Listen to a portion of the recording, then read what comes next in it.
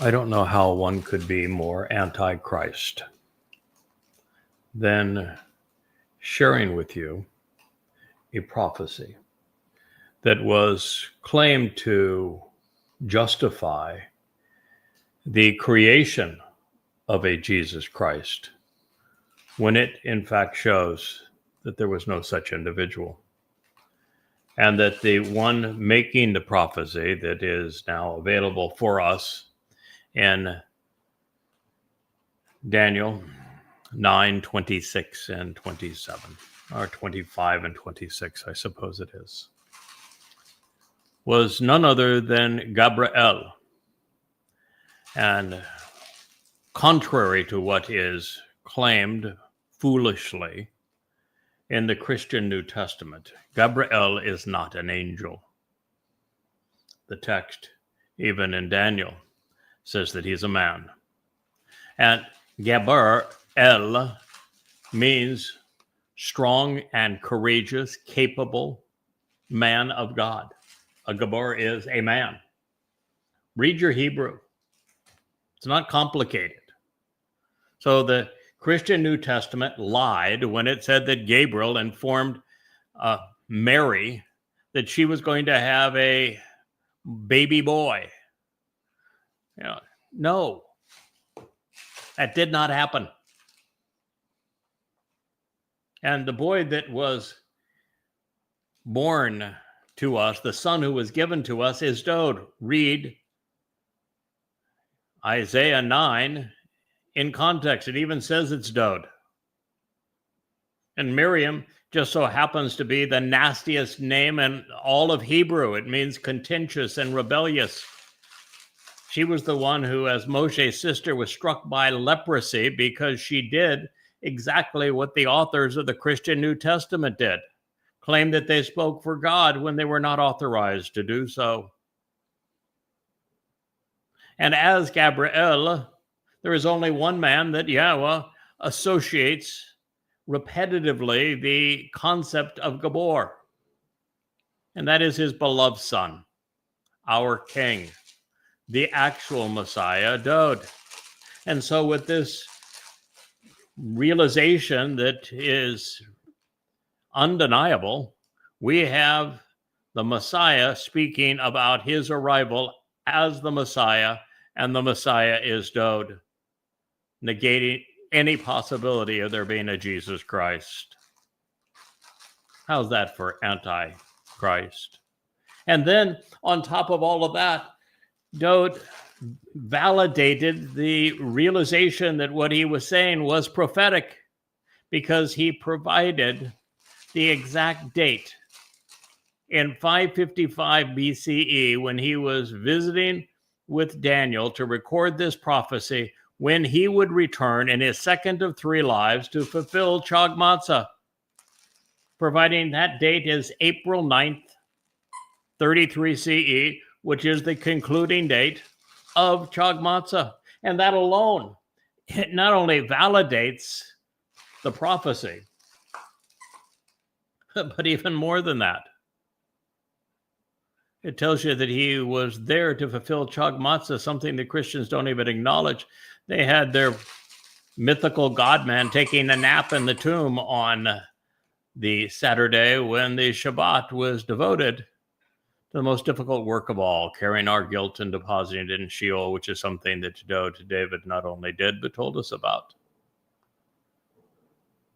How's that for Antichrist? Well, that's not the end of the prophecy, because there is more, and we're going to continue with the narrative that Gabriel, who's Dode, provided through Daniel for our benefit 2,600 years ago. And when we do, we find ourselves jumping ahead now in time, well, to the destruction of Dode City and then Yahweh's temple. But to appreciate this in context, this is what we last considered.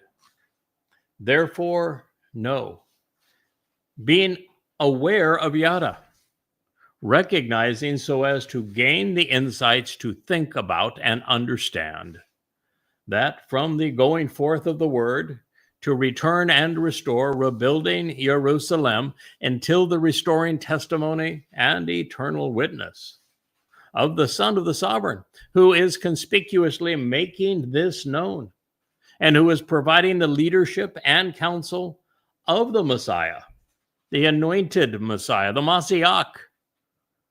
There are 7 sevens and thus 7 promises and fulfilled vows. Therefore, in 62 weeks, she shall be restored and rebuilt to reestablish and fortify the way to grow and expand by being diligent and decisive in a troubled time of oppression. Then after the 62 weeks, the anointed Messiah, Masiach, will be cut off and separated to create the covenant, being banished, but not for himself. That was Daniel 9:25 and 26, at least in part. Therefore, as we have deduced, this was addressing the Masiach Dode, fulfillment of Chag Matzah, between April 2nd and April 9th in 33 CE, which just so happened to be the 80th Yobel year of 4,000 Yah. But then, recognizing his people would reject what he would achieve and even replace him, in one breath to the next, we find ourselves dealing with the consequence in 70 CE with the beast of Rome, destroying the city and Yahweh's temple.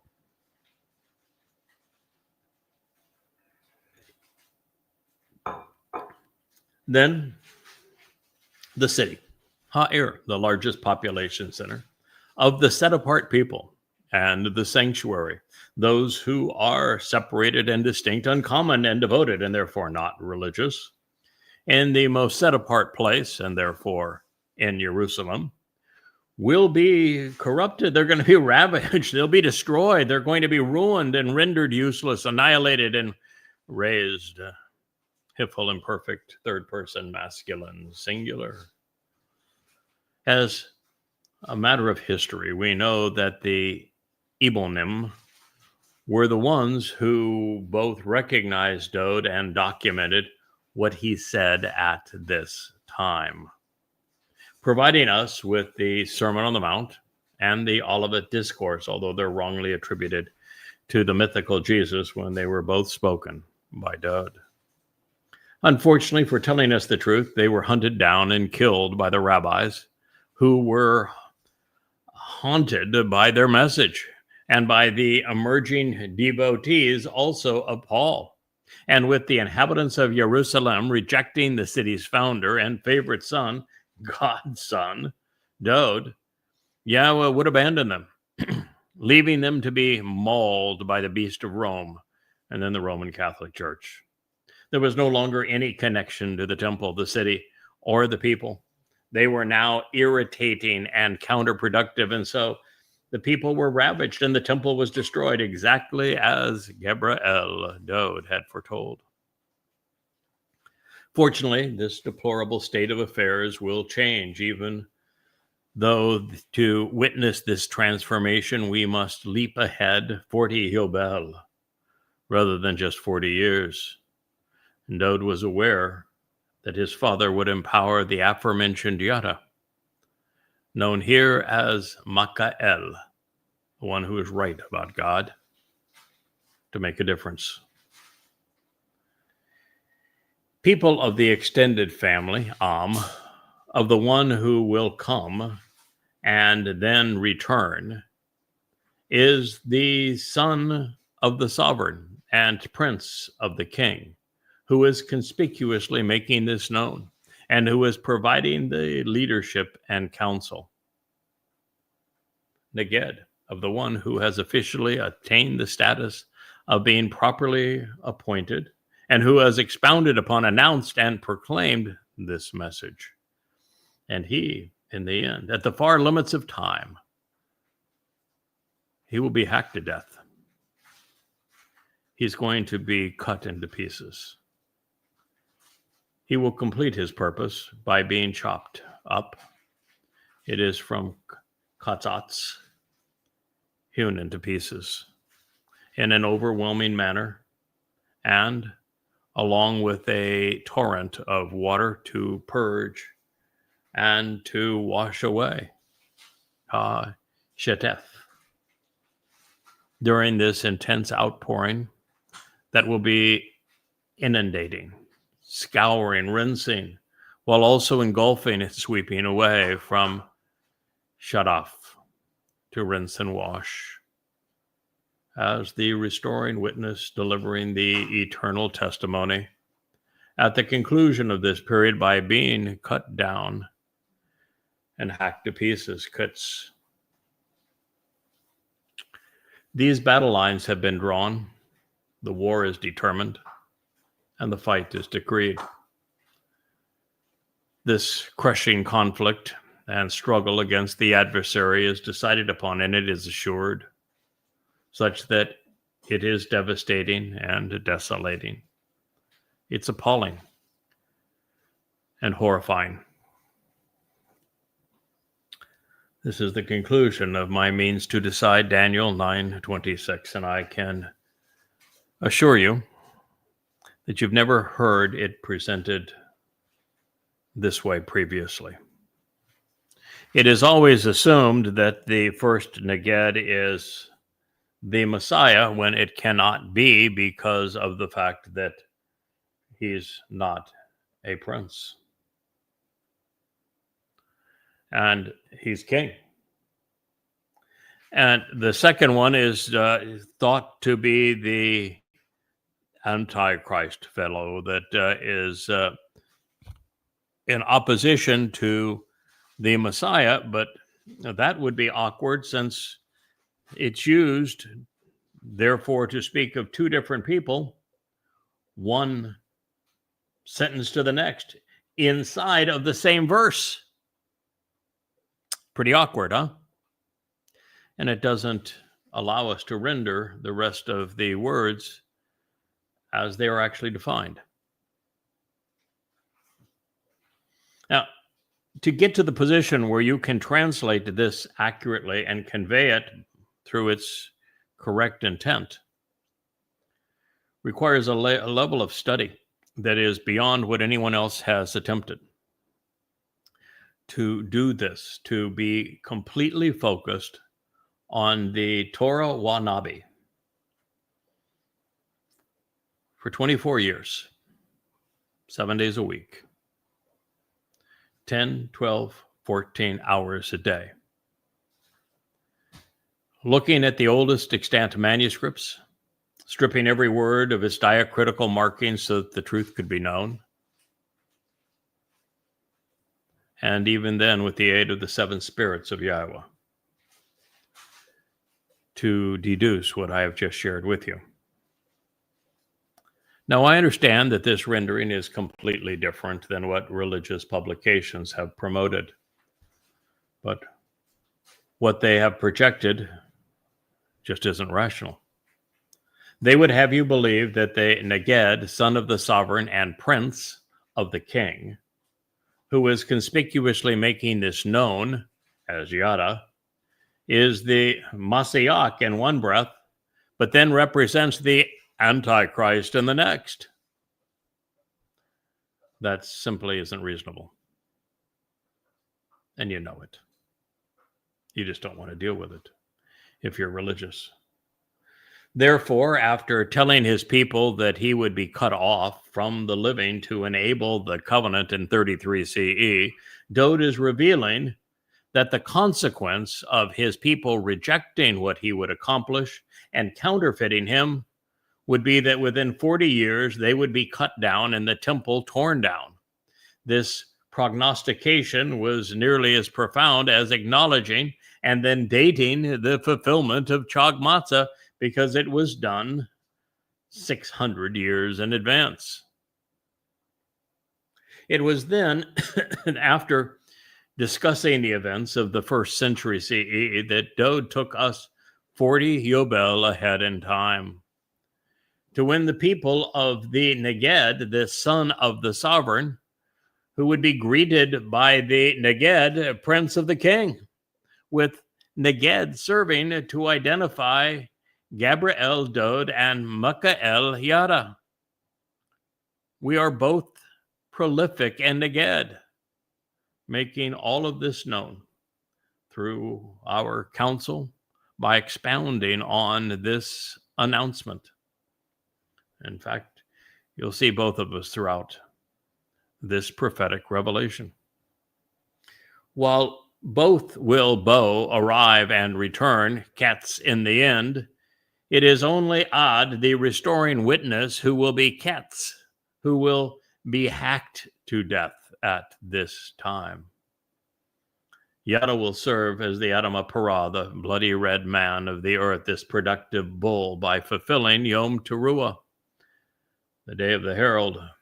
So Ketz was used twice to convey that the sacrifice at the conclusion of the time of trouble will be devastating.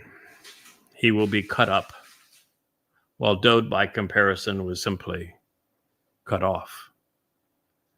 I should not say simply. He went into Sheol, hell, to rid us of our guilt. But it's Yada who is cut up. It's Dode who is cut off. Therefore, while Gabriel's soul would endure and enter Satan's eternal habitat, 2,000 years thereafter, the corporeal manifestation of Hasatan, the adversary, will slice the Bashar body of Dode's Neged to pieces prior to Hasatan being sent to Sheol forevermore. The parallel between these things. For Dode to be separated in the layer of Satan, Sheol, and for his Bashar, this Adama Parah, to be hacked to death by Satan prior to him being dispatched to Sheol is poetic in a way, isn't it? I came into this presentation having completed my translation and commentary on the 34th Mizmor. You'd say, so what? Well, the 34th Mizmor concludes by speaking of the death of the shepherd and calling it brutal. And it presents the sacrifice that are made by both by Dode, as he fulfilled Pesach and Matzah, and of Yada, his Bashar herald, as he fulfills Teruah, the day of the herald, as being gruesome. But when addressing what will be, what I, as the Adama Parah, will endure, there is the misconception that the negation was on bones or on one, to suggest that not one of his bones will be broken. But that's not how the text that Dode write actually reads. It says, of his bones, only one will not be broken. And that is to say that while Dode endured the enormous pressure, crushing nature of Sheol, which is a black hole, his herald will be crushed almost in supernatural fashion by Satan. Only one bone will be intact. That's very similar to what we just read here, isn't it? Over and over again, with God describing the gruesomeness of this same. And if you're squeamish, going back to those who would prefer those with God to be humble and meek, then this is tough for you to swallow, but I want you to think it through. Dode describes the treatment he received at the hands of the beast of Rome in the 22nd Mizmor. And he describes being whipped to death by the Roman metal-tipped whips, such that his body no longer looks human. His flesh, sinew is just ripped off. He's like a bloody grub. And then he would endure the most excruciating form of torture that anyone has ever devised: crucifixion. And that was the easy part, because his soul went on to carry our guilt into Sheol, to deposit it there, which really pisses me off. And God, not that Dowd did it, but that the vast majority of people, including Jews, have negated it. And they created a goddamn myth in this Jesus Christ and credited him with doing the very things that Dowd had done for us after enduring that level of torment and torture. To credit a counterfeit?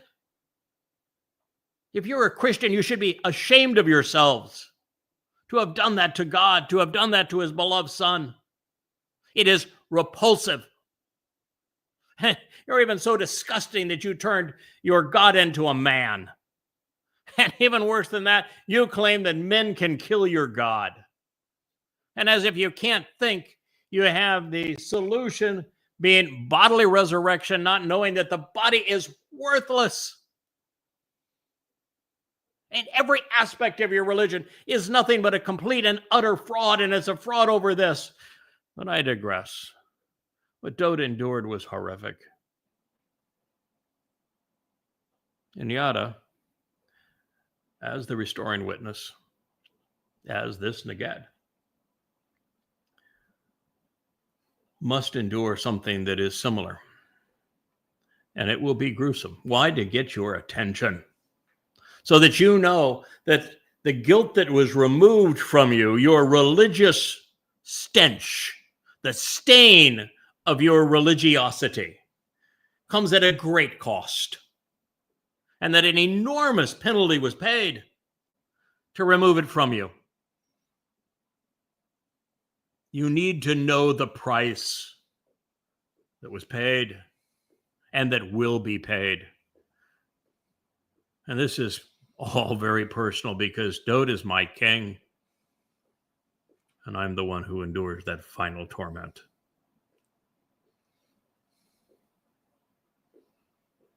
You want to mock it? Do so vocally, and you will end up where Hasatan himself is going. You don't want to capitalize upon it? That is your choice. One less stripe I have to endure. But go away quietly.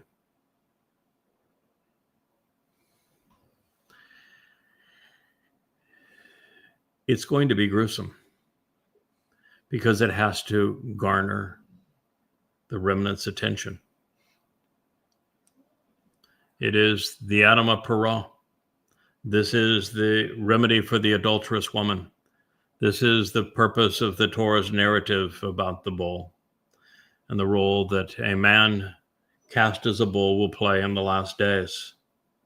There are thousands of prophecies pertaining to this. It's amazing that people have missed it, but they missed this one too, didn't they?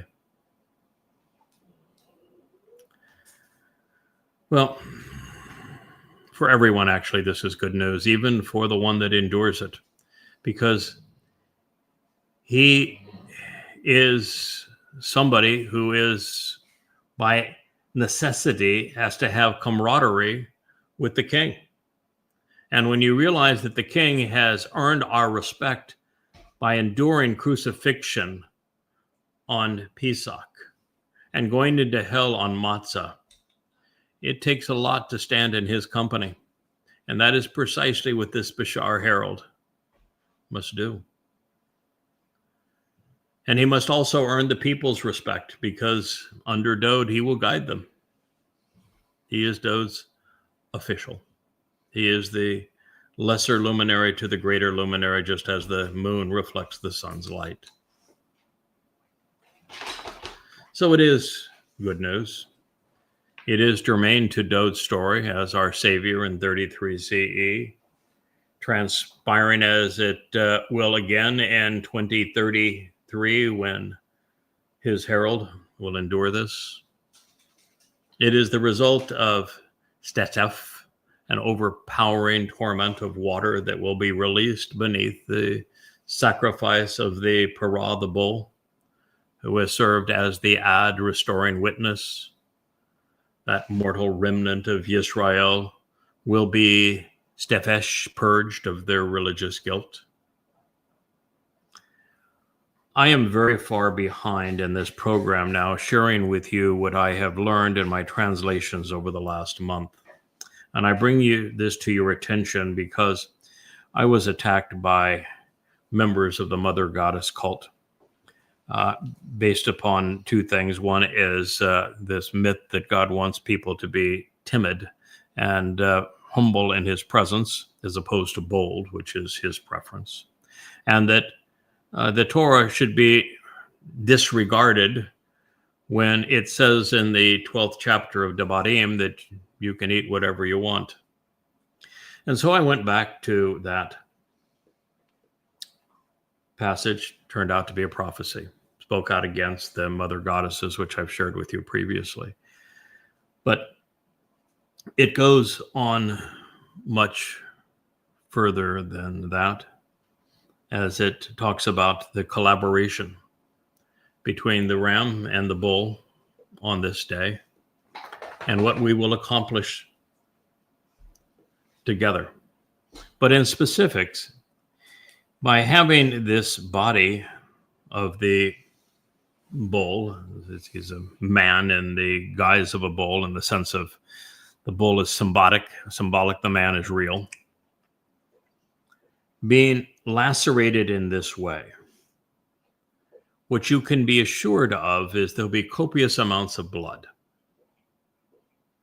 And what you find is that Devarim, Deuteronomy 12, and its depiction of you being liberated to eat whatever you want, focuses far more on blood.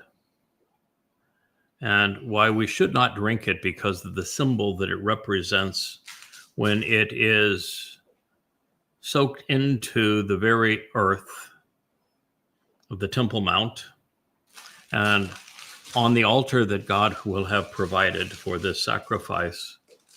And then the copious amounts of water are released to bring that mixture of ash when the body is cremated by God's doing. And the waters are released off the Temple Mount, and the blood and the ash are mixed together to purge the religious corruption of the adulterous woman, so that she is prepared to meet Dowd upon his return. That what we find in Devarim, Deuteronomy 12, is the story of that blood. And then in the 34th Mizmor, we find the story of him being mauled and crushed.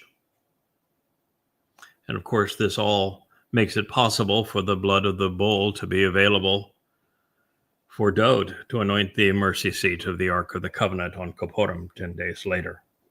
But this is how that final remnant of Yisrael is purged of the religious guilt, and it comes at a gruesome price.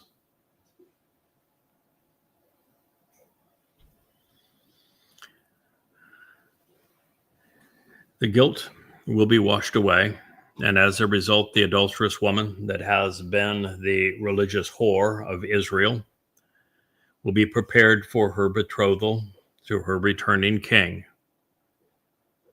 Then Aged at this time will be the best man standing beside the Mashiach Dowd.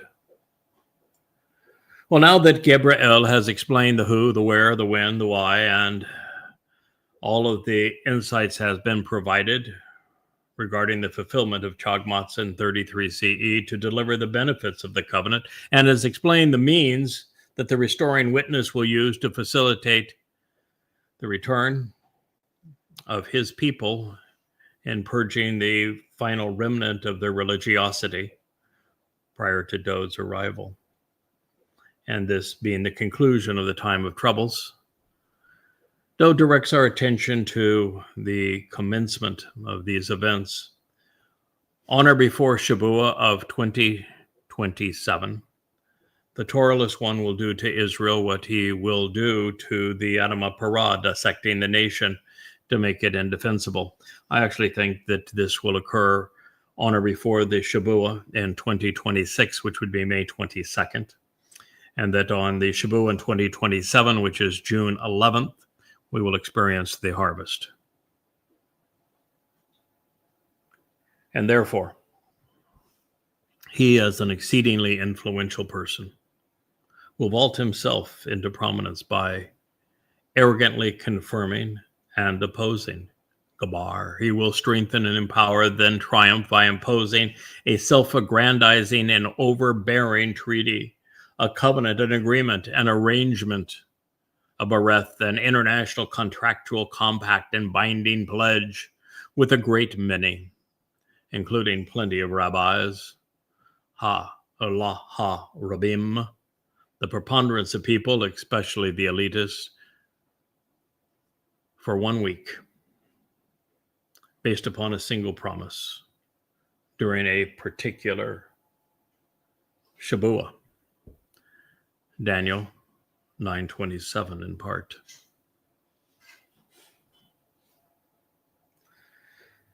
Satan's advocate, whom we know as the copper confabulator, demonic Donald, is the great betrayer of Israel. He is today's Neville Chamberlain and will be sacrificing Israel to appease the Muslims who have bribed him and repay MBS of Saudi Arabia and Al Thani of Qatar. This will occur on or before Shabuah in 2026 for there to be a full week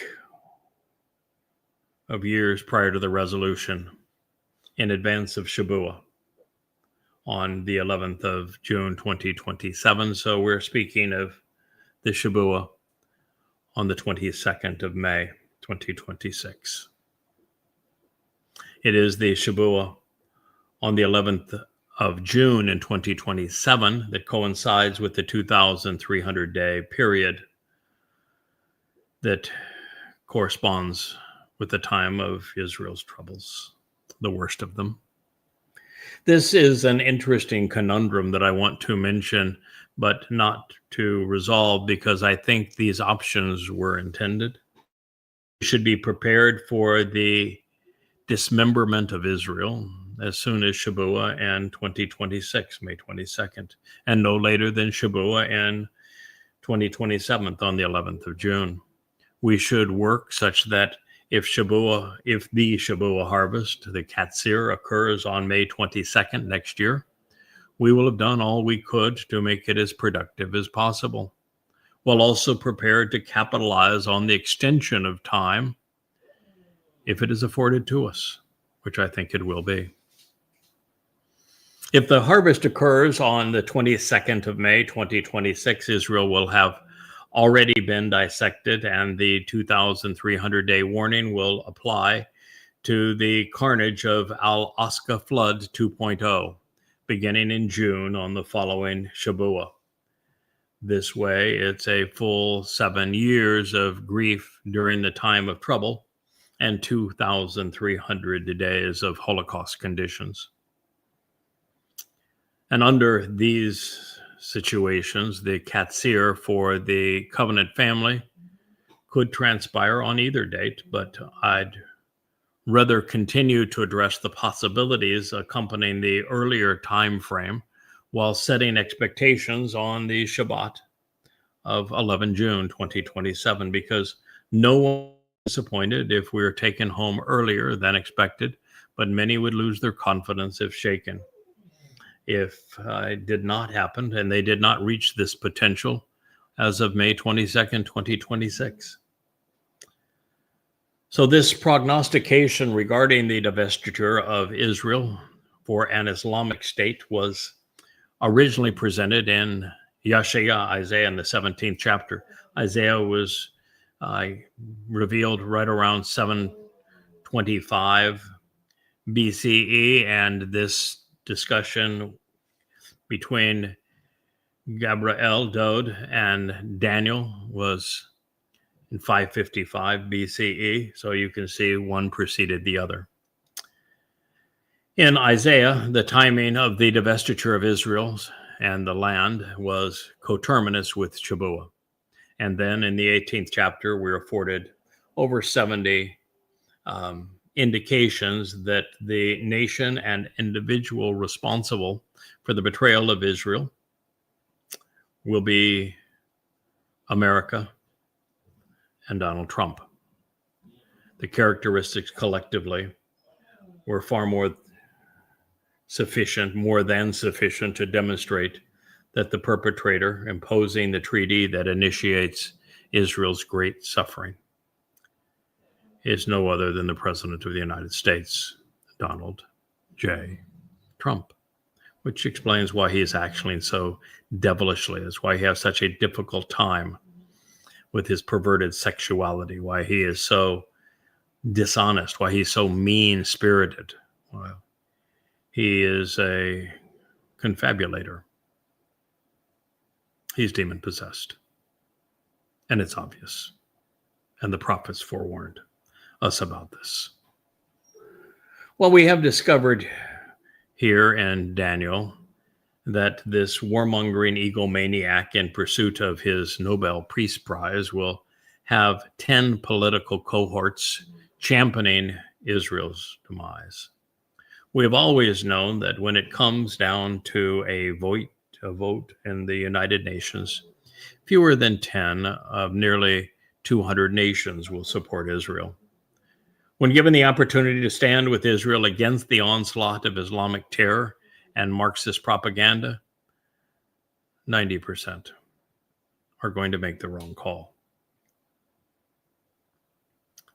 In my mind, the only remaining question is whether Israel has been so weakened by its counterproductive prosecution of the war in Gaza and subsequent world condemnation that it will be forced into retreating to her 1967 borders, or whether the world has just capitulated to the threat of Muslims and the bribes of Muslims, and that some other arrangement will be worked out. But we are told without question that the majority of the world is going to support what's being done to Israel, and that Israel will become indefensible because she is narrowed at the waist. And if you look at the area between Jerusalem and Tel Aviv, that's where 70% of Jews live, and it's a very narrow place. And as we know, Muslims have schemed to destroy Israel since Islam was invented. With Israel defenseless and vulnerable, free Palestine will rapidly evolve to a final and horrifying battle to annihilate the Jewish people. This is Satan's last-ditch effort to forestall Dod's homecoming on Yom Kippurim by obliterating Israel. Ezekiel's 25 ways to kill Jews will be in full effect. And with no one to turn to for support, the carnage will be catastrophic. Worse than the Holocaust. If not for Yada's and Eliah's support and Yahweh's intervention before Dod's return, quite frankly, all would be lost, and God says as much. Now, since the monster behind this madness is a demon-possessed Trump, I checked to learn the Scottish, Gaelic, Celtic origins of his name. Donald is from Domnall, which is a compound of two Celtic terms, Dubno, D-U-B-N-O, meaning world, and Wallo, which is supreme ruler, such that Donald conveys supreme ruler of the world. As the Antichrist's last name, Trump, is a verb meaning to surpass by defeating. But as a Germanic noun in recognition of his father's nationality, a trump is a trumpet. Now, this may somehow infer that the target of Satan's rage will be associated with Teruah, which is the day that Dode's herald, the ultimate manifestation of Teruah, will be mauled by Satan. This is when the showdown occurs. This is the day that Satan has been shooting for now for 6,000 years. So now that Gabriel has shared insights regarding the beginning and end of the final week of years leading to his return, he splits the difference and reminds us that something else will occur halfway between these events. He tells us, but halfway through, from Shabuah, he will forestall the benefits of the sacrifice which had been freely offered as a gift. The most extreme aspect of this vile and abhorrent action of repulsive religious idolatry will devastate, desolate, and incapacitate. But in the end, the restoring witness will finish, determined to fulfill and accomplish the mission, even to the point of complete annihilation. This has been determined and decreed, spoken about and pronounced, even to the point of mutilation. This maiming by bludgeoning has been decided upon and is the result of exercising good judgment, to be poured out as a form of payment, brought forth in liquid fashion on those who were deserted and devastated and who have been ravaged. Daniel 9:27, this is the conclusion of it. Well, this is an interesting confluence of events for sure. By collocating Passover with Easter and Ashura Day for Christian and Islamic consumption, then disassociating the attempt from matzah when Dode's soul was cut off from the living to carry our guilt into Sheol, the devil's advocate will have negated the value of Pesach. Therefore, to resolve this abhorrent crime which incapacitates God's people, we are told that the restoring witness will fulfill his calling, such that as the Adam of Parah, he will let the adversary annihilate him. Now, long ago, this is what Gabriel and Michael determined in consultation with Yahweh. It is what is decreed and spoken about throughout the prophets. By mutual consent, the decision has been made for the Neged, the king's prince, to allow Satan to mutilate his soon-to-be discarded body by bludgeoning him to death on Teruah. And in this way, God will pour out the means to rejuvenate the mortal remnant who have been devastated by the horrors endured during the time of trouble. Formerly known as the adulterous woman, the religious whore of Israel will be cleansed for the family reunion and the upcoming wedding. All Dode sought to achieve will be known and appreciated. And on that happy note, of course, we conclude the 9th chapter of Daniel. It will have been Satan's last hurrah. Religion will be no more, relegated to Sheol with its author and its inspiration, along with Trump himself.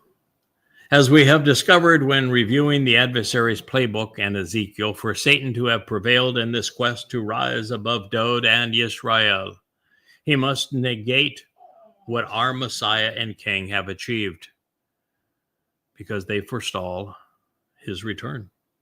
Fortunately, Satan's influence with Paul, Luke, Mark, and Peter in the creation of the New Testament, leading to the abusive nature of imperial Rome and Roman Catholicism, Rabbi Akiba, and the institutionalizing of rabbinic Judaism to lead Jews away from Yah, and then Muhammad, through whom the devil became Allah and ushered in unmitigated anti-Semitism through Allahu Akbar, will finally have lost its sting. However, he will have come exceedingly close to prevailing. But in the end, there will be Jews to reconcile. And that is why this story has a happy ending. Thank you for listening.